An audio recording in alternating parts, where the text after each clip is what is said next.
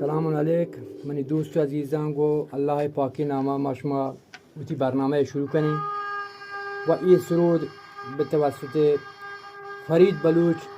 چه سرامان از اوره بوده و انشالله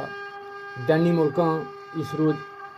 پیدا گیم ایشی سیم ایشی تار ایشی هروک ایشی کمانه یہ دو چیز فرید بلوچ بناینده گم و منی شاگرد نه من نقشم منی شاگرد دیم منی هم کردیم براتی و انشالله ما یہ طب شاگرد نہ چاہ رہا اور اہما کاری کہ من کو انشالله ای چمنه چنگا ڈبل کرنے کی کام نہ کرنے کی و انشالله ہمیں شروع سے شما کم کی سنائیں شما گوش بدار انشالله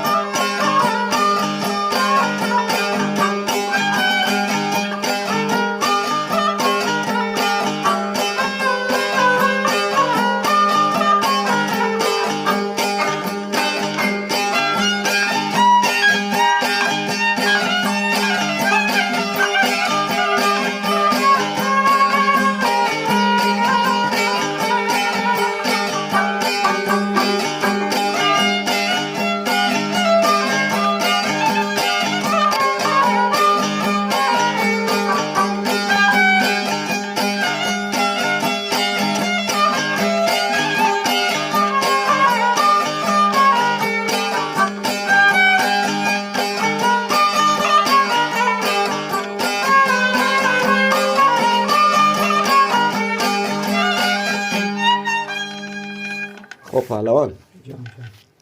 این سروزی که من فرید بلوچ واجه در گتا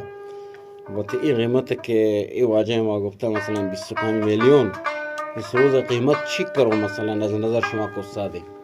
بله وجه یعنی ایمانی هبری الله یکی که شریکی نیستیم من پیسره هم نشتکتم مونگا اگر من از جنده زار بیتی من این سرود مثلا نداته کسی هم من وز زورته ولی چون که فرید بلوچ گمن کرده گاب کو گوشتی چون که آن مردم هنچین خاصی مردم دوستو عزیزی آیا مرا واها کتا که تو وقت برو اسروده زمایه بزیر وتی که را بیاری سیم تاریکم بناینی می واسه رای بده و تو من اگر نه 25 میلیون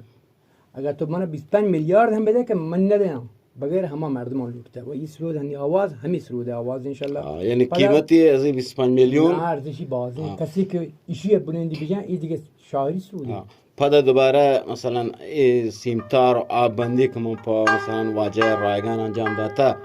یکم توضیح بده مثلا باز ارش حساب دن باز گرانی کاری نه باز گرانی کاری شیش پوسته بنده شی هرکو ایر کنه شی سیمه بنده شی روته بنده